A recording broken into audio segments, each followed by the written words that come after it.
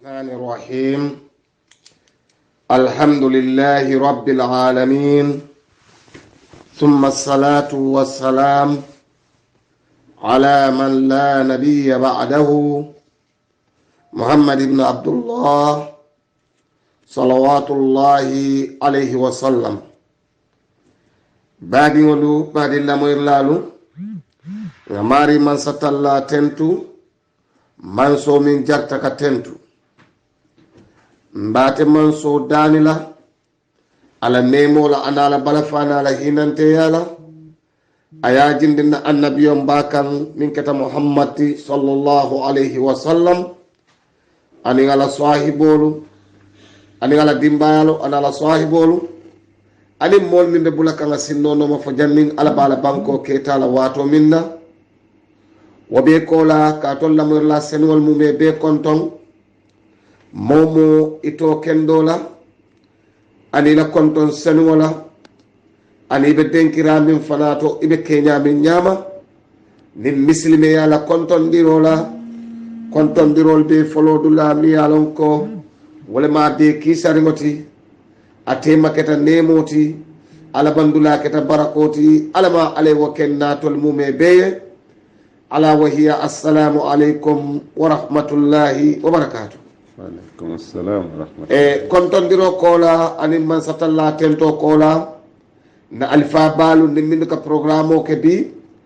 e murtanan kota ke kana fatwa awato alfala radio to 107.2 wokamma be microphone di tolla pour ye kontondiro ke min kata Cheikh Ibrahim Masana Jeju, second vice president Gambia Supreme Islamic Council, and Sheikh Imam Abdullah Fati mi yalon ko atlem head of Dawa committee to Gambia Supreme Islamic Council mingi alpha ba flo lebe jam folo fu jandi wato ben sola damin wato ustaz Jeju bismillah. أعوذ بالله من الشيطان الرجيم بسم الله الرحمن الرحيم الحمد لله رب العالمين والصلاة والسلام على أشرف الأنبياء والمرسلين وعلى آله وصحبه ومن والاهم أجمعين وبعد السلام عليكم ورحمة الله تعالى وبركاته مبال بي كونتون مومو إبدا منتو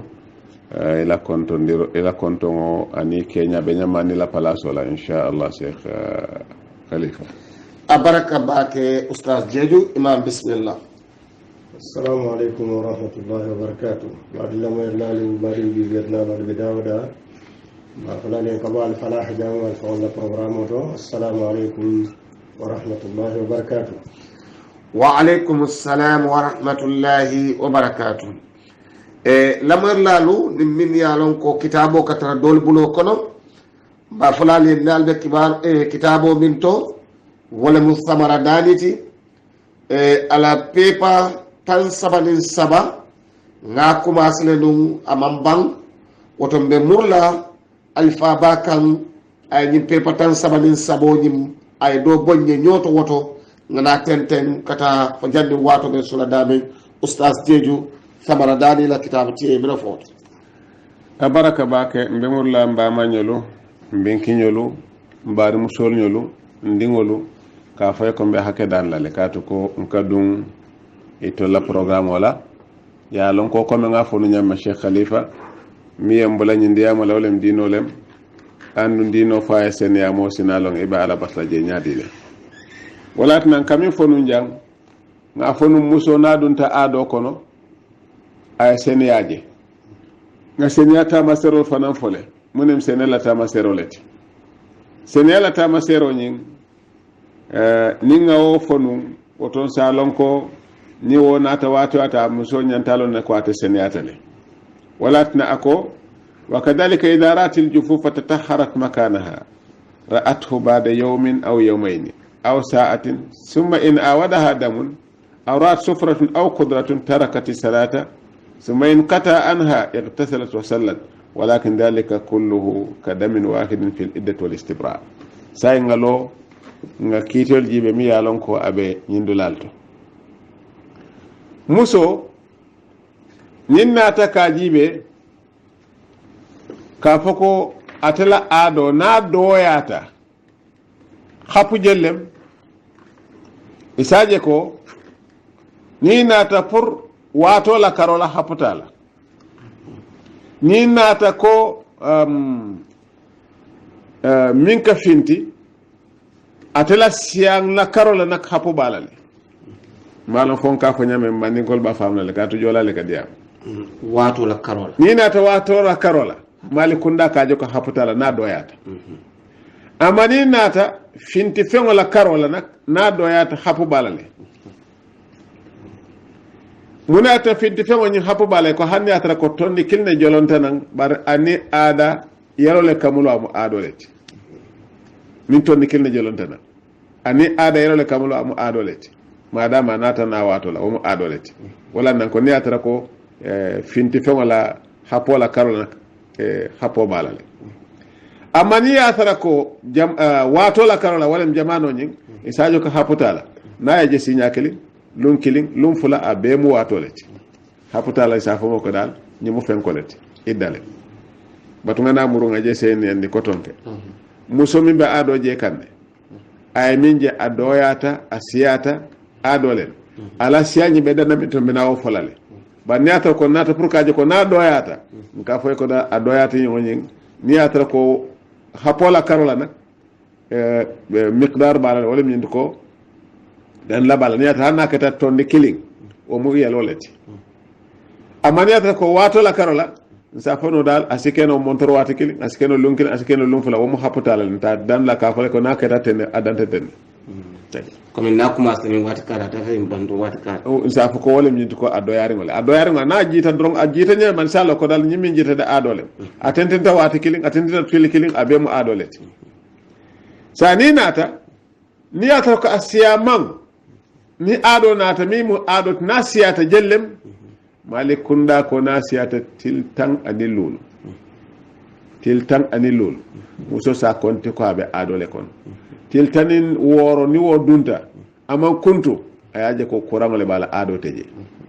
lafta ngaje sen kan ko toke musol yalon kati baje la ko musukiri mo nyimbe siri kare bumburu nga fala ko be kurola manseni am bukasali wonte wati baro fanande kenyale be jembe na obe fata fasala laftal puri akalam tako min ka finta bala na siyata malikunda ko tilitan anilul na doyata haputa la kidora kalola hapu balade finti fengola kala wala mi ko hanna kita tondi kilingol adole bar sai ako wo tondi kilingo nyin jolonta nan anatna senata masero jole mi ko ji koyo nata wara anatna fenta aya kotobo ama fenjeje iko ama balasta e ko ay sali madam min ka finto o man na finti kotonge anyanta sallale atla wasalo nyi walatna ko وكذلك إذا رأت الجفوف تطهرت مكانها رأته بعد يوم أو يومين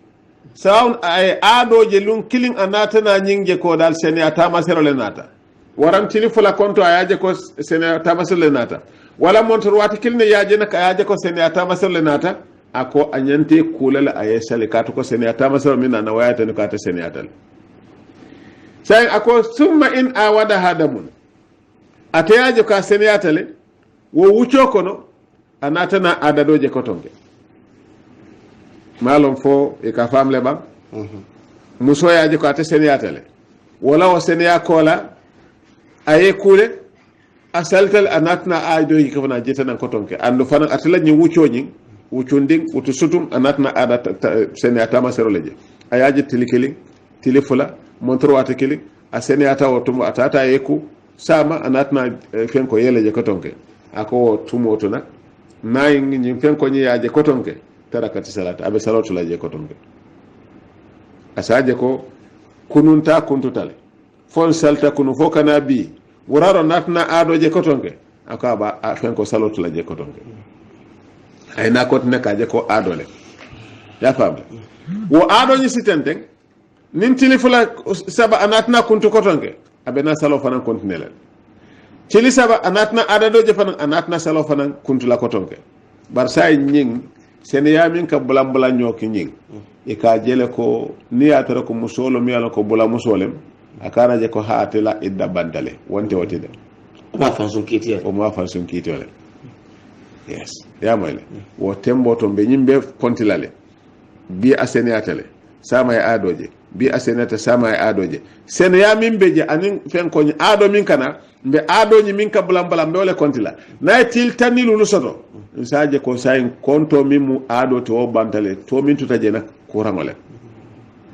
malon fo ngam fa sen ngamira ustaz ka dame fo je koytale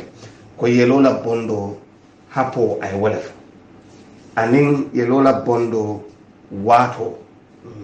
wato anin hapo non wato wala mu sheko ya baraka wala mu nin yiliso doya ta si wati jelle ke mo so ba wala fata wati to parce que no montro wati nan parce que no tilkilin parce que no tilfula tilisa bari ma wati loro ka ko nyina ma adomandi moti tilkilin ma adomandi moti tilfula la adomandi moti so la ala halo kenya kamale ha sai balon na nyaadi la adomandi lon na nyaadi la wala mun ko min yelo min jite yo jubi bawo hapo bola wala na danta yelo la tondi kilin la wala bote tala tata jonko na tondi ta sinya kele wara min ke fambala tondi ta wala bala idu ya sute ko nyimu yelisi yelo la te ada be a wato la kono o te ta mari tanta salo bula da ni man na fendoje ye fanda da min na ajata warante koy mani mbotana o to sa jiko ni me kam ko tasal me ba sanyi woto saron koy seneyata ye ku yela alabatol be kay min ni bi bannamu rutanan patak ayatara man e temo mantil tan lulu si isalon ko woto minna ta foloto hani sanyi wala mamba wala to mu rutana kon ñin dula ko imam ngambira ay karambundal isa musoja fo ko nta dalta kaje tilis woro le ndalta kaje tili woro yenaje tili kilin tili fula akuntuta yayi ita ko manna tili woro ban folo andu yela bukanana woto jemu karambon dalti ha jele ka jelo fa de nganta je faham alaji kali na nsodro e kanyi be mi fo abena la de mbela ferin musol dale be yan fo kala bake de inshallah ka to ko na man seneya abe tolle bala e malon e ka salawat jama'atu jele allah lombal yalla ñinin carte je ngami fote ni atara nun ko ñing ay adoje bi ay aje ko aseniyatale asisani sama ayaje asalo kuntu ni o kunta fana sa fenke ñim bulam bala mo min ka ke jena akawle kafo tili jelle kata adoleti ni woti lola min konta yir kota ta fo til tan ni lulu asaje ko da ado bantale min tuta jena ko mu kurawaleti okay sayin ni ya tarako a wo muso ñing bula musole akana fako dal nga seni ami je dal te bota seni akilon kato ala ko seni ajelu saba ata kana fa ni ka fa ko be mu ku kilimolem kato ko yelo manjam fetema yelo manjam fa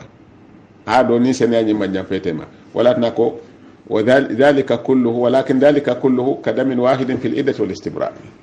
إدة ولا مسمي على كو يا بولالي أبتلا إدة كون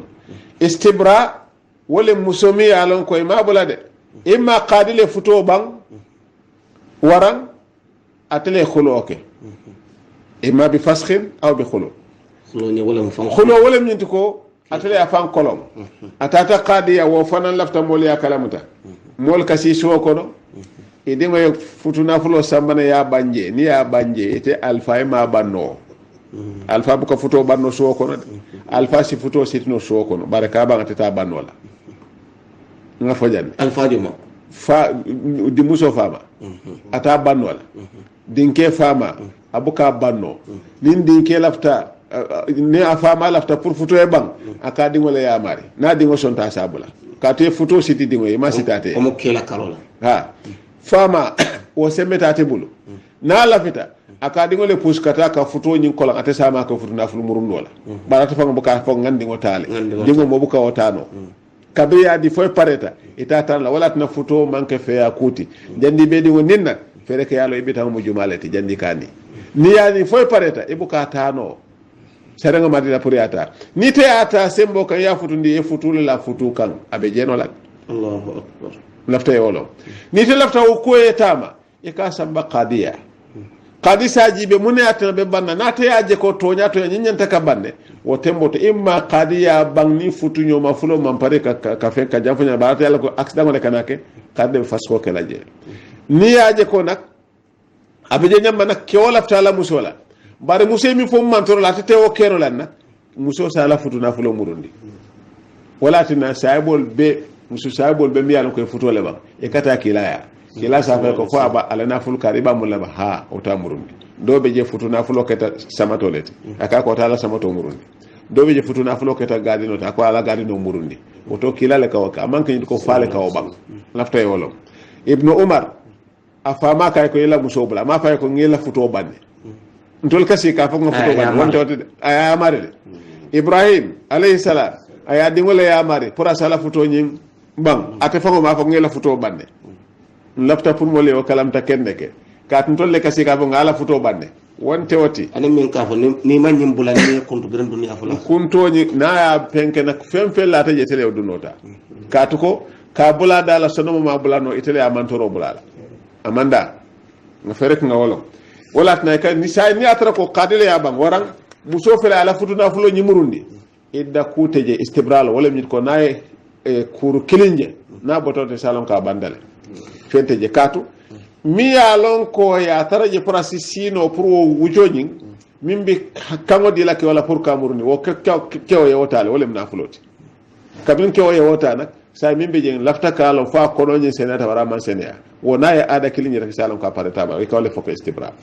usas jani bi tanten na nim lan kumata e yedda min foko aka kuntum musu kilin safo ko ntaga kuroje kar kilin ko no sinya fula kana wala kana koronto do okay nkoy ko fika bunda min ko leata ado sujudu saha miraso firo nyimbunda nano wala ko leata fika ado musola ado miraso wala ketalati anin sujudu saha wala nyina sujudo o kola fana yana firo la bunda julaya sifa min be julaya to julaya ngasanne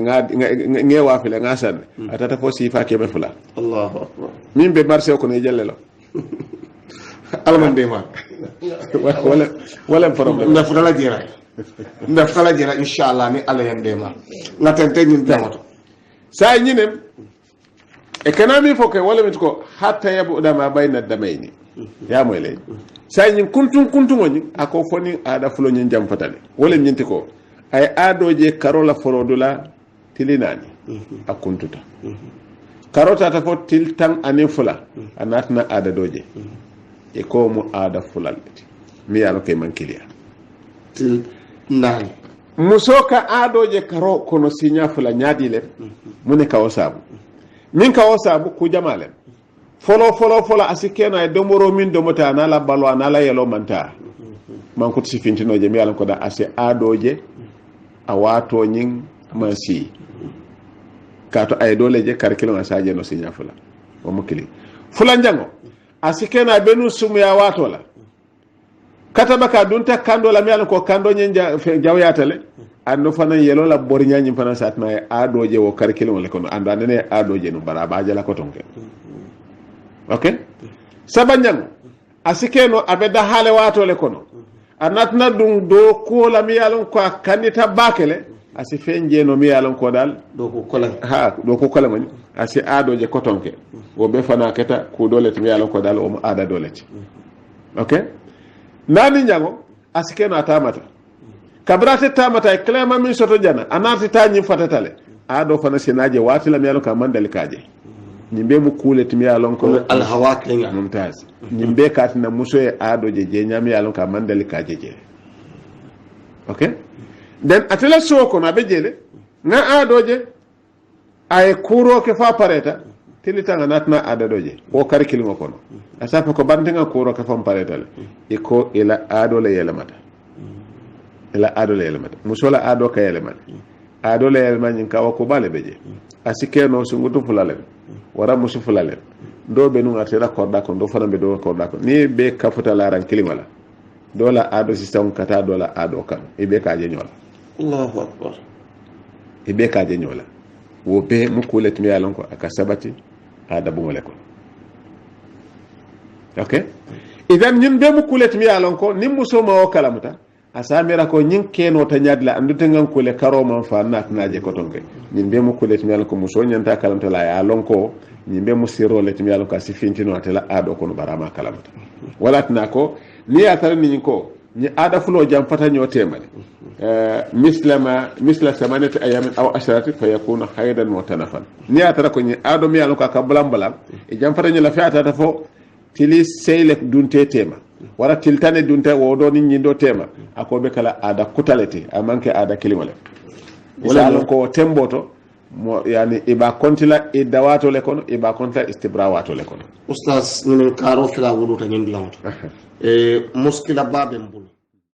musomi ya lon ko atika january february la konti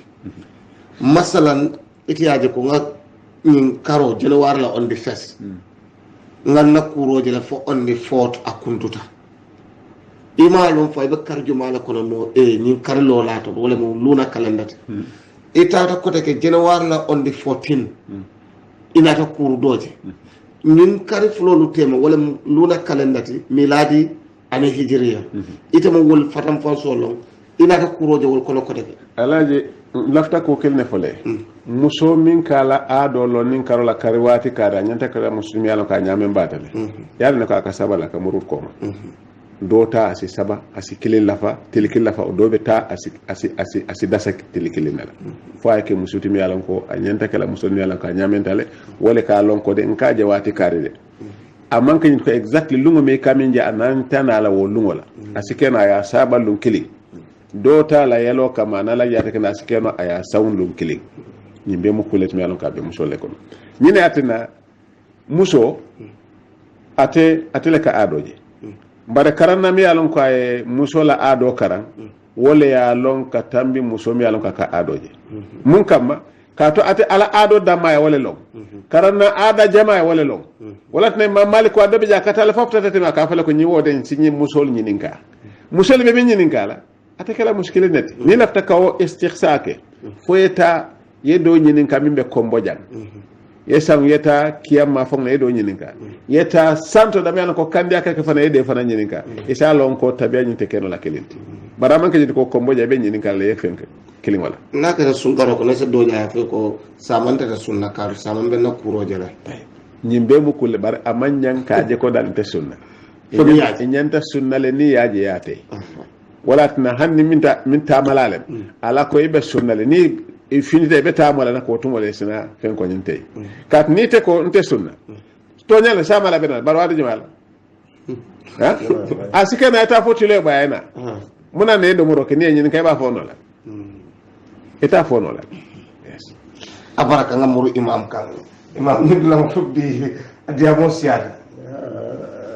ko kile wala mu rek musolla ado wala fanyami la karango balam ma jaatolu man kili nyami da jaatolu fanan muqawama man kili nyami qatina la tankul ka al hawal fana ni la nafsiya aje da wato do yi ni plani media wato do bi ko ma fanyami sasa ni kenna sun karo fanan ka jamal jakati sinya fana sun karo fanan jamal ga ni karo ko tum wala ni sun karo nat so alhamdulillah bi hakilo tulamin to ron wala mun ni wato ti sai ko ga min fala jam ana jenya ha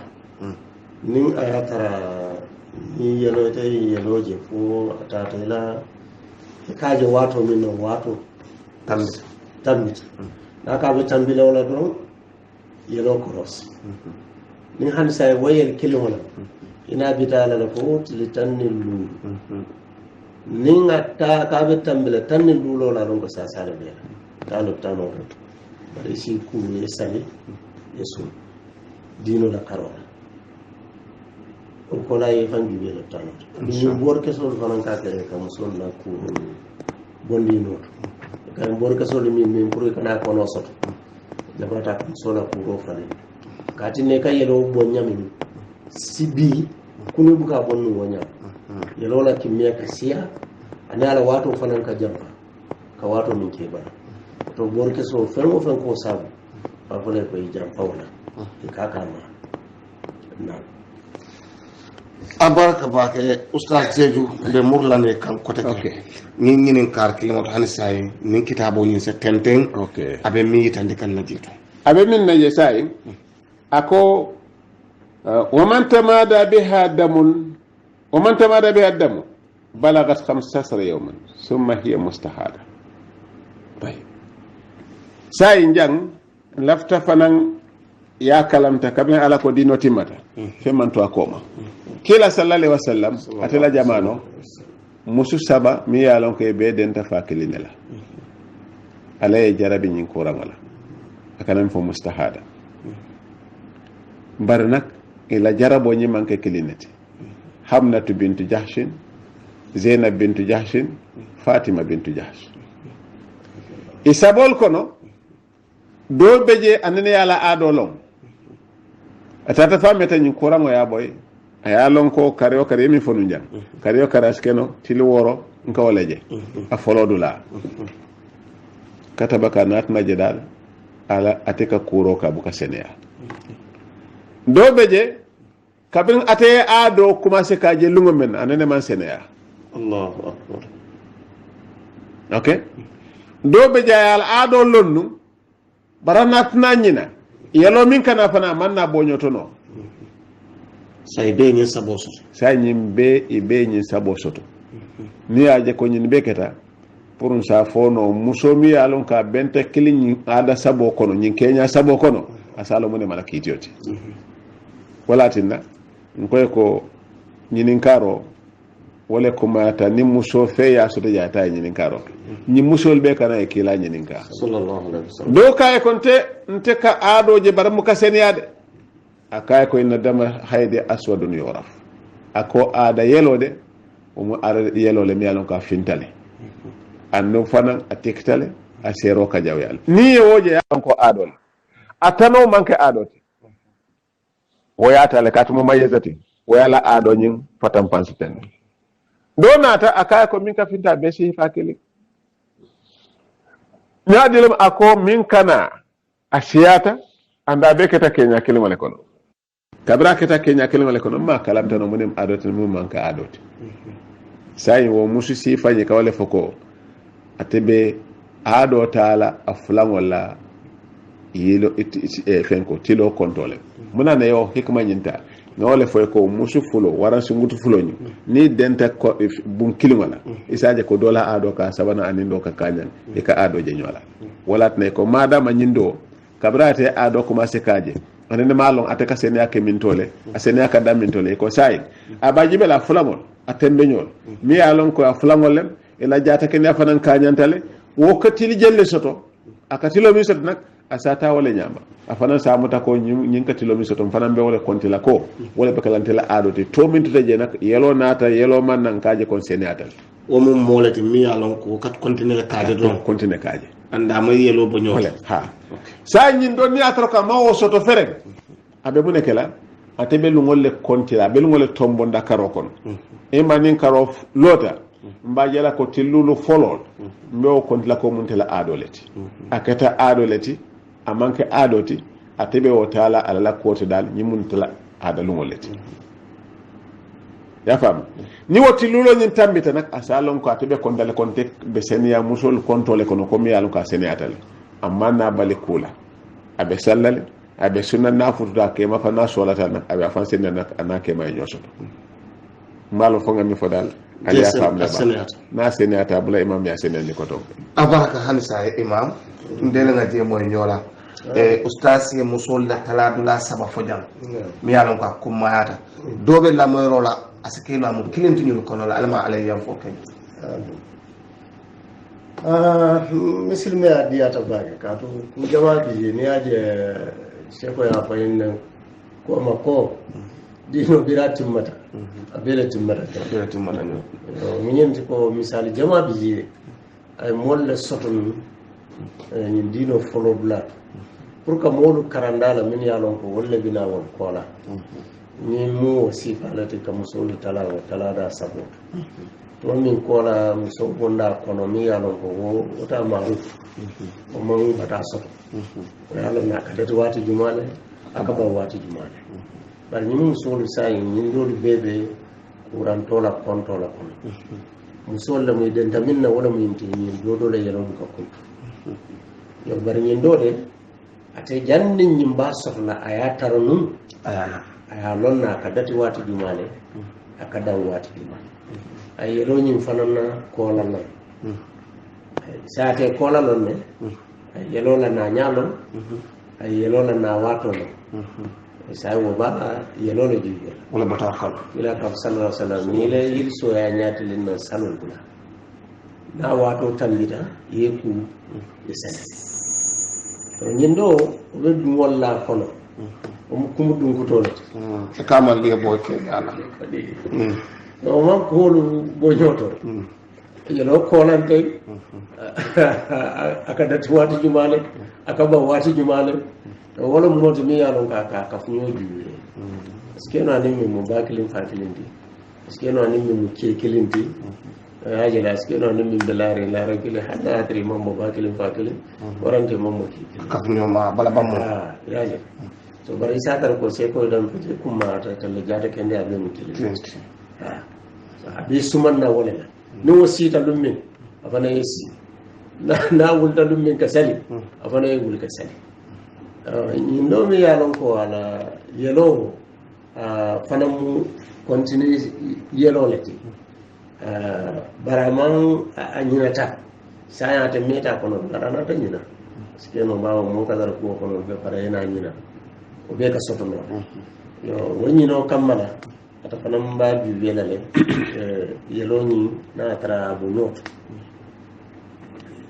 yili soni yelo ni ndo kila kan sallallahu alaihi wasallam damul haidi aswadu yelo mu yelo finonati da noro fatiyata karandile munne mu fen ko nyinti akelo sibula salon ko tonya tarunu wala nyam saje no wona ta wati min mari sala sano londi no boda ji ko ay sala imam ni law ko Musa misal no yela sala walla ben kello yemin kanata ya yelo bonta fa jamulun tati yalla wo dol ka finna ka wulena fa fimmulun fu mo sen yelo misan ko ka simbira because yelo ni aga ka bor jielo ba ko ni ko ni banko ka jielo susu am ka yelo ni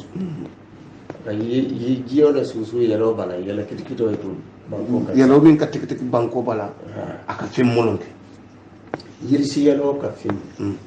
ya jela atani yele ko ta manki clear isera nyato no afinti nyato ni yele ko ta manki okay inshallah abaraka ba sa jejo ngana ko rek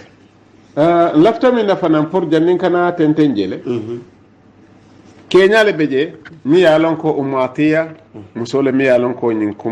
kusifa fanan saybo la karola fana ay ku jama kalamta je katu kay nyin karo sendi je bakale atele ka ko kunna la nara al qudrata wa sufrata ba'da tuhri shay nyin kumo akumata pour musole o kalam qudra ni sufra wala min ko yelo duri ngole aka duñaadi le ni ya jibe akala flakala comme yelolem akala flakala ko fiolem ngamela kafonya ngafonya me wala tay gato man ka kangole a yelo nyin na findida umatiya ko muso nyante kalam dal ni ya tara ko muso nyin adalta kala ado je tililul a nyi yelo sifa duru nyin je tilulo konto kono adole yelo duru mi yalon kala flakala ko fiolem ay ke ko yaje fiido be jami alon ko dal na ka boka ani yelo le kana aman koy aman wul wo ako ni atara nun ko ayaje ala ada wato le kono adole amma nata ta fa ala je ko dal ala senya lungol be ala ado lungol be banta dunta senya wato le kono ako manke adoti mun kamma katu ko o jiko yo min ka findi me kata ma se ko muso say nga seniyata le wolle finta barani yele tole tutaje na ko le nyamita wala tan kaaje ko ak lafta ka ko fiole barate mo seniyalete malon fo musol ba mo tan sa misal min no ko eta nyawnya ni duwa to da kono say nono siyata ñawña fo se duwala to do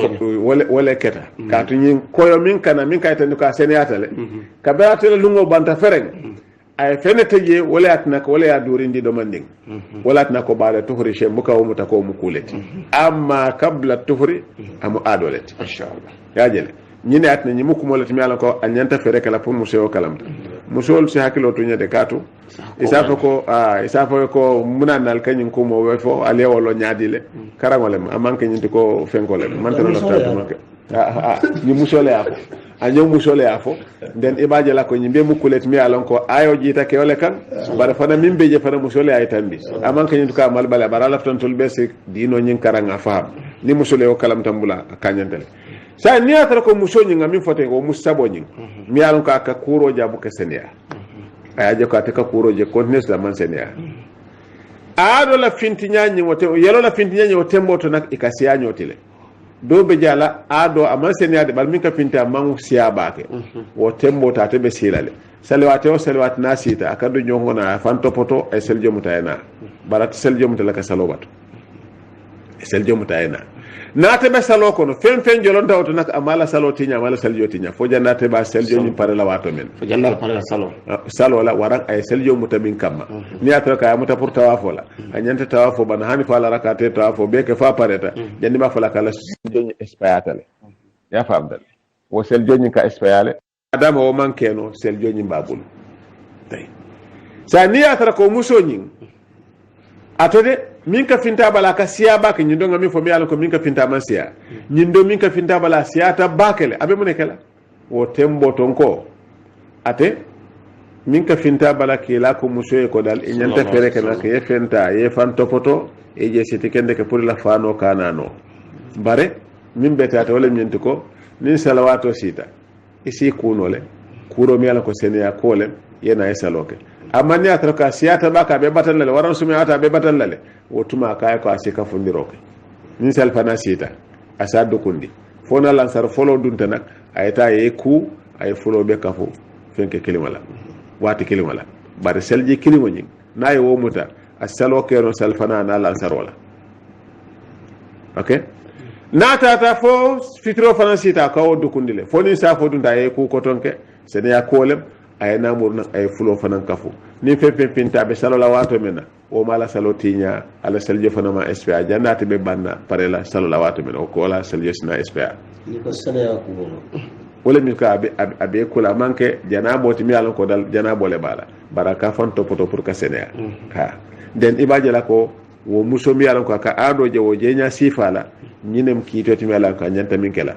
bare anyanta sallale lafta pour muso ya kalam tako ado mi yalon ko abuka kuntu amma muso bali salola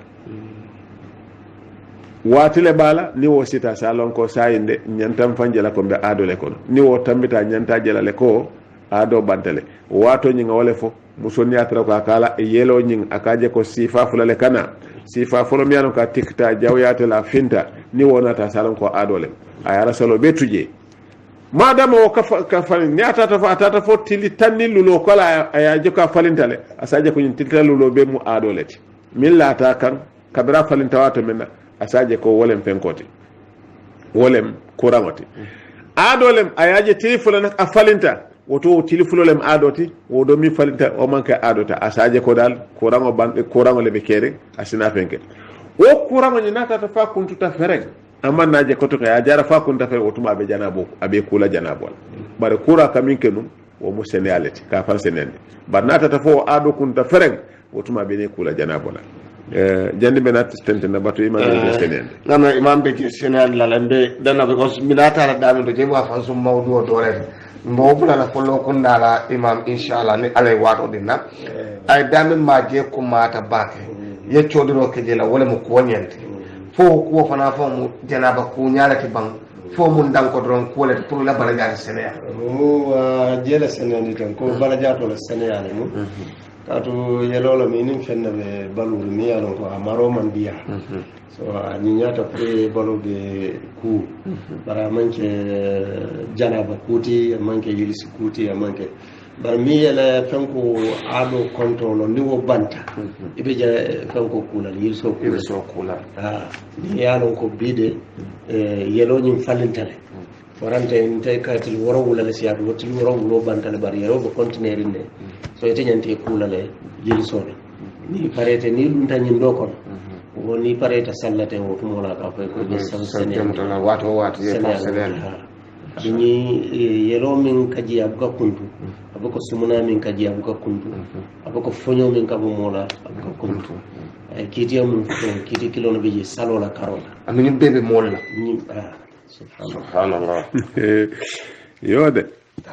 na ko le yake wanya ma banda